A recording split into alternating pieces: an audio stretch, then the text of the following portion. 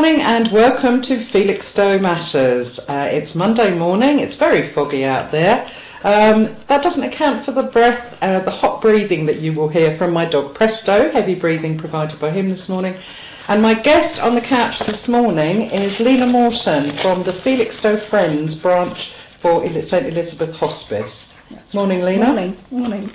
Well, I know that a couple of weeks ago we had somebody from the actual hospice interviewed here on the station, but you've opened a branch locally, haven't you, to support this particular charity? Yes. It started off by an advert in the local paper from the hospice asking for volunteers. They were trying to start up local groups within different towns. There's one that's been going in Woodbridge for many years, and there's other ones that have started up since us. I went along to the coffee morning as other like-minded ladies, and we formed our group in January 2008. So we've been going about 4 years, and we run various events during the year to raise money for the hospice. So did you know these ladies before you went? You met them at the coffee morning? We met at the coffee morning, yes. And I think that was the same for all of them, more or less, you know. It's like the X Factor, isn't it? Putting a boy band together. Yeah, that's right. Yeah. So you've been going for nearly 4 years now? Yes.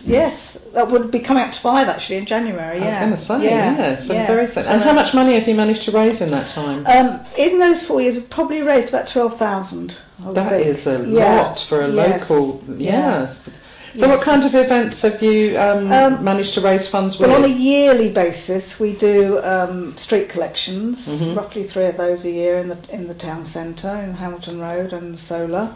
And we do quiz nights, which are very popular. We don't even advertise that now. Where does that get held? People, and they come along. That's at the Labour Club now. We started off somewhere much smaller, a village hall, a church hall, but it wasn't large enough, and now we go to the Trades and Labour Club in Morton. So they're very well supported. If they're raising like £800, that's a lot of money. We do. We provide a ploughman's supper and coffee and tea, and there's a bar there. They can buy their own drinks, and so that's very good. We usually have a little raffle, and we have a very good quiz master, Phil Hadwin, who's well known in the area. He comes and does it, for us. So that's brilliant. We usually give the winners some wine, for winning, etc. So that's very. And you have an annual event that's a special one, don't you? We have done this last year. Our year goes from actually April to April. We had at the end of March, we had a fashion show at the Orwell Hotel, which was very, very successful. Often be asked if we're going to do another one, and it's possible in another year or so, perhaps. And how much were you able to raise with the fashion show? We raised about, I think it was £3,333. Wow! Oh wow! I bet you couldn't do that again. All the threes. That's right. Yes. So that was brilliant. But we had a really good tombola stand and excellent raffle prizes, which local companies donated. I mean, our first prize we had as a flight over Suffolk in a 4-seater aeroplane. Somebody donated that? Yeah, wow, one lovely. of the haulage companies in Felixstowe. So it's absolutely brilliant and really good prizes, excellent prizes. So that drew in a lot of money as well. And some excellent people showing their clothes as well in Felixstowe, mainly Felixstowe, so that was very good, Excellent. Well, I know you've given me a leaflet here for the Autumn Fair, which I think is your next event on Saturday, isn't it? Yes. I'll just show that to the camera there. Hot bacon butties, tea, coffee, soft drinks and biscuits. And it's at the Trinity Methodist Church Hall in Hamilton Road. That's right, it's on the corner of Orwell Road and Hamilton Road. Right, yes. And you'll be there, will you? Yes, I should be in the kitchen cooking the bacon with Joan, who's also will be helping me in there, and other ladies will be doing other things. Everybody's baking lots of cakes. There'll be a homemade cake store, which is very popular. And we have a really huge bric-a-brac store, which is going last year, was very, very popular. And some really good stuff on there, So what sort of timing is it for the day? We're having it, we used to have it, usually it's about 10 till 1 o'clock or something, but we find it better if you have it a bit later, so we go from 11:30 to 2:30. Okay, so 11:30 They to can call in 2:30. for a lunch of a hot bacon butty. That sounds like a plan to me. Yeah. 11:30 to 2:30. If you fancy a bacon roll for your lunch. Yeah, okay. And we have a couple of stalls where you can guess the weight of the cake and to win it. And wonderful cakes been made by one of our members. And just one or two other stalls, similar vein, where you can, participate in something. A raffle as well. So that'd be quite a good day, I think. Hopefully. Well, it's interesting, isn't it, that lots of voluntary groups and people that support charities, they're all faced with the same problem. They want to raise money. They have to think of original and other ways to raise it. Yes, you do. So do you have like a brainstorming session on a regular basis? We do try to, yes, and come up with different things. We were going to have a pig racing evening, which is very popular apparently through the Lion and Lionesses. Oh, right. Stowmarket, and they were going to help us and everything, but the way they run it, I probably would have to try and do it a little bit differently. They write to different companies and asking them to sponsor a race, and I did this, and perhaps I was a bit too, I was expecting a bit too much, perhaps, and I didn't really get much response, so we've put that on the back burner at the moment, but there's still a chance that we'll do one. Because they are quite popular, as far as I know, with the lions and lionesses. Well, maybe talk to somebody from there who's done it successfully. That's right. Well, they are holding. I think the lionesses are holding one in January or February. So a couple of our members will go along, and we'll see how they run it. And these are the regular. These are the regular big-sized pigs, not the little micro pigs or anything. No. Because I keep reading about these little micro pigs, and then people that buy them, they actually grow into full-size pigs anyway. Yes. Years ago, I think I went to a horse racing evening, very similar sort of thing, where you have a particular company or whatever sponsor a race, and they name all the horses, and then you put a bet on that horse, and that's how you raise the money. So yes. Apparently it's quite a fun evening. Race nights are quite a popular way to raise funds, aren't they? Yes, but we are also trying another event this year in November the 20th. We're having a fun charity curry night. Right, so that should be interesting, hopefully. We haven't done one of those before. Yeah. But the Bombay Night, they have hosted several, especially Shami's own charity, and I think the Mayor has also had one before. He might be having a go on this next year, I think. So we'll see how that goes. So we'll be selling the tickets for that, if anybody's interested. So the tickets are how much for that? That's £20 for the tickets, and that's for a 4-course meal. And also it'll be entertaining as well. We'll probably have a fun quiz and different things going on, and a raffle and that sort of thing, so that should be fun. How do people actually contact you? Because you're not in a building anywhere, you just meet in each other's houses. Yes, we do. Yes, we do. Just through my email address or my phone number, really, is the best way. Usually when we have an event such as there'll be somebody's name on there where you can get information or buy the tickets from, especially with our quiz. Mary, our treasurer, always deals with the ticket side of things for that. For the curry night, it's my name on there, but Glyph in town, they're very good. They sold tickets for us for the fashion show, and they're going to be selling tickets for us for the Bombay Night, and obviously Bombay Night will also have the tickets themselves to because I think that helps, doesn't it, if people locally in Felixstowe say, can call in. Oh, well, I keep meaning to get a ticket for that event, but I can't email. If there are some places in the town. That's right. Some people don't use the internet. That's right. They just they're in town, and they can just call in and buy them from them. So because there's a hospice shop as well in the town, isn't there? Would they be able to sell tickets to the event for you? Not for this particular one, but they did do some for us for the fashion show, but obviously that was a much larger scale, whereas it's only 70, but 70 tickets isn't as much as a few hundred. Sure. So they were helping us on that one, but other bigger events that I'm sure they will be willing to help us again do that, it's a really well supported shop. A lot of people use it. It's brilliant. Actually, I picked up something there yesterday. My daughter Saturday.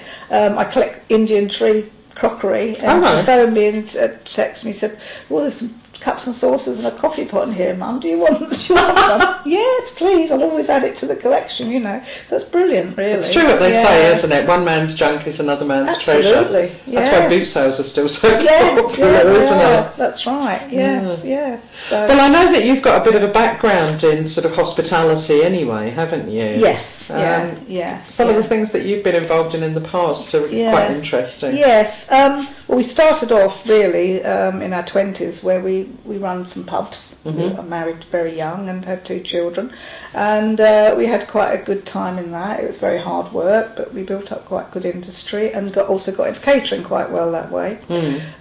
Sent on courses and things, so that did put me in good stead. We came back to Felixstowe after that, and I actually worked for an estate agent then. So I went back to my clerical background, which is what I trained in. And then after that, we somehow got into film location work. We were doing all sorts of things for that, outside film location work. Just trying to think of Cilla Black's, one of her things that she did. My husband used to have a motorhome, we used to do that, and lots of other bits and pieces. And then we got into motor racing, hospitality, and started off in 3000, and then went straight into Formula 1 from there, and we went all around the world, you know, all the continents, flyaways as they call them. Lots of obviously European races where you had your motorhome which you travelled around in and everything, set up, you know, looked after the team, looked after your guests, and worked for several different companies. Did Le Mans for years and years and years, which is an annual 24-hour event. Very hard work. We went to the States and worked there for a couple of years. We lived in Houston in Texas, and then we lived in Toronto in Canada. So yeah, it's very, very interesting. People say, why do you still want to travel? Because we still travel. We've got a motorhome now, so we've just come back in September from France and Spain, and we went up to Holland as well. So that was really nice. So we still enjoy it. You're exactly the kind of woman that finds retirement an alien concept. You can't imagine not having something to do and be moving around and. That's right. Yes. And also the grandchildren. We've got 3 grandchildren, and so we pick Charlie up from school quite often and have him in the holidays. The other 2 are much older now, but you know we've sort of done a little bit with them as well, obviously, when we can. So it's interesting. Still keep busy.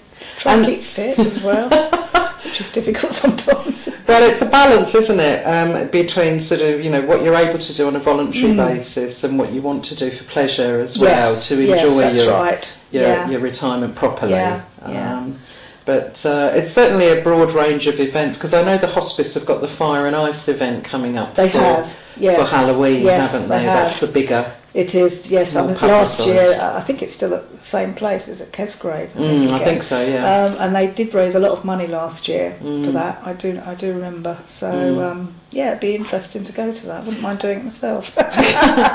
Well, it's good because your events obviously don't clash date-wise with whatever else. No, I always try and keep them informed. Well, actually, our own fundraiser usually comes to our meetings, or some of them, not everyone, obviously. They're busy because it's also in the evening, so you know it's difficult for them. But they usually come, and I always send them the minutes and an up-to-date what's on.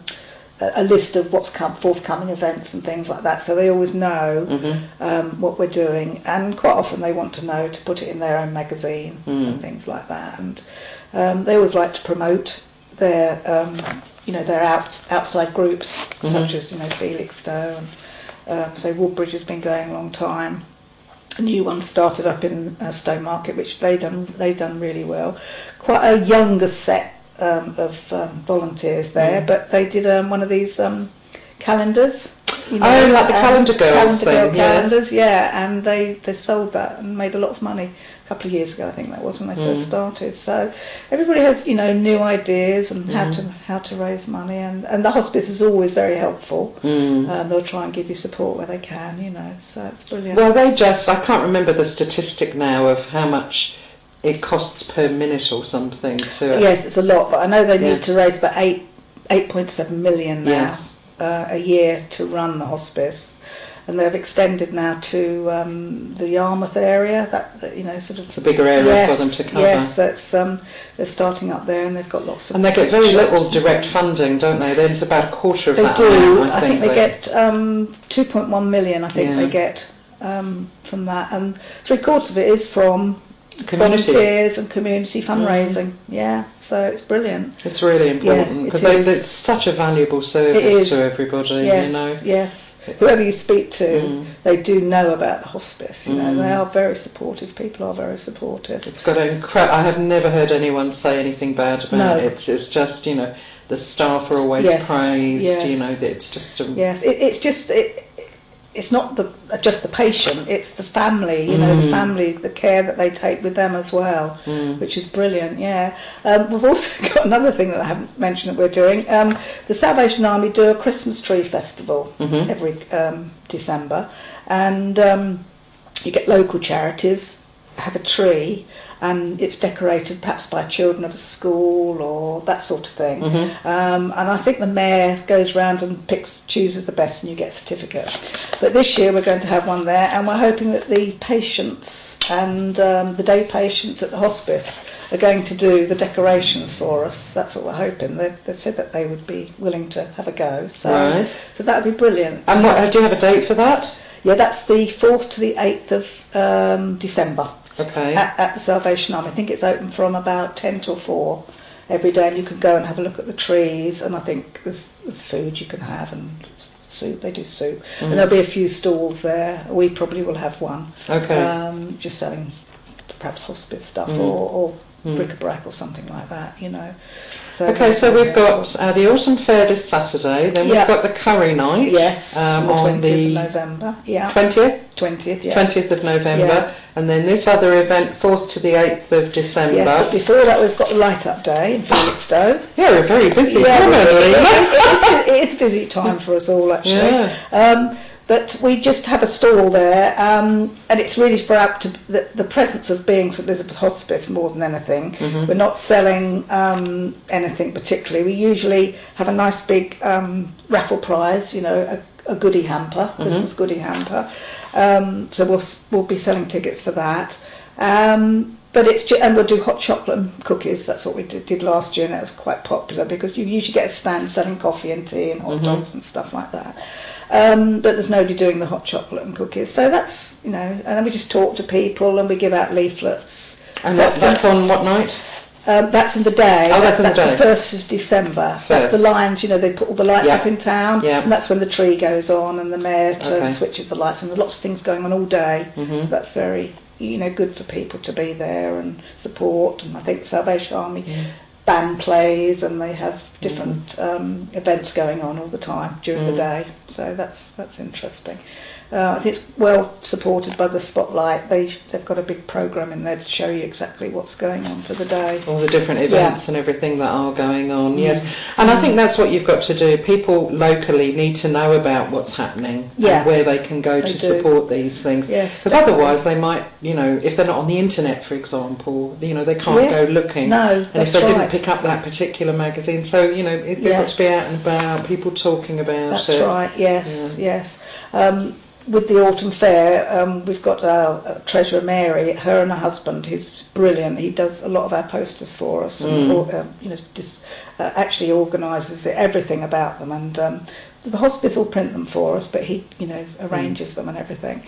And they go into the town, and they've already been round. I've seen the posters, and they're A3s. So they're on railings, and they're in car parks, and they're in shop windows, and they're everywhere. So that's brilliant. So who goes around and takes them all down again afterwards? We all if you see one, we'll take it down, and so that we do get them down, because you do find that quite often when there's been an event on, and you still see the poster up, and it's sort of weeks before sort of thing. So I know. But yes, we do take them down as quickly as we can. So. Well, it sounds as though with all these events coming up, you'd literally be replacing one poster with another. We will, yes, we will, yes, especially with the Curry Night following on from this one, definitely. So that takes us nicely up until Christmas. Have you thought any further ahead than that at the moment? Yes, we also, just after Christmas, we usually do a collection at the spa on the last 2 matinees of their pantomime that they have.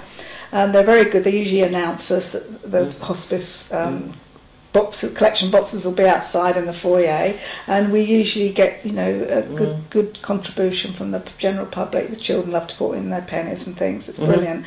So we usually do that as well. Hopefully this won't be the last year, but of us doing it. But so we'll be doing that. It's just a couple of members will be there, and you're only out there just collecting after the show. So that's very good. And then we have, I think it's the 18th of January. We've got our next quiz night. Oh, that'll be popular. So that's very popular, yes. We don't really advertise that now. We don't seem as though we need to. Mary, our treasurer, she usually takes care of the tickets on that one. And phones round, or people, what we do from the previous quiz night, we put a flyers on the table of our forthcoming events. So there's usually the next quiz night is on there, plus all the other events. So they're getting information all the time. And do you have a subscription list so that people could email, if you sent out a regular monthly bulletin or something of events that were coming up, would people be able to get added to that list so that you could email them? They could be another way of getting to people. Yeah, getting people. So you could get people to sort of say, add me to your supporters list or something. Yes. We might try that perhaps at the next quiz. We could, or even at our fair, we could have a little form that people could fill in if they wanted to be kept informed. That's right. That's another way of, getting out to people that. Well, I think it's especially in this age, if people get an email and they think, actually, I can't go, but I know somebody else who would. They will. It's an email. They'll forward it on to other people. That's right. And I think it would also help to get your group a little bit better known in the area as well. The Felixstowe Friends supporting the hospice, and this is our list of upcoming events. And also, if people want to volunteer for different events as well. So you are looking for members of the group then? We don't want to increase our immediate a group, if you like, or our committee. A cache of volunteers. So a cache of volunteers would be great. Yes, like for the street collection, we have about 6 placings in the day, and they're manned from 9 till 3. So that's quite a few hours of each individual person. Some people will do 2 hours, but especially in the winter, it's best if you can just do an hour. So that's quite a lot of people that need to be involved. So if you've got your little distribution list of supporters, you can just flick an email out and see if anybody's interested in volunteering. That's right. I mean, we have got a small list of volunteers that we can call on for different events. But it would be always good because obviously people go on holiday or they can't do it, so it's always nice to have a larger list. So the important thing then, Lena, people are going to need your email address. They are. That's right, yes. So would you like to share it with? Yes, it is. It's Lena-Fred, that's my husband, at uwclub.net. Okay, so that's Lena, Lena, dash Fred, at uwclub.net. Yeah. Okay. Yeah. And if you want to go on to Lena's supporters list, just drop her an email and let her know your name, and she'll add you to that very new subscribers list that she's just thought of just now with a little bit of my help. That's going to get a lot more support locally for the hospice through the Felixstowe Friends. Lena, thank you very much indeed for your time this morning. It's been very interesting talking to you. Thank you. And I wish you well for the event on Saturday. Lovely. Thank you. And I should definitely put everything on the Felixstowe TV from now on. Thanks very much, Lena. Events. Thank you.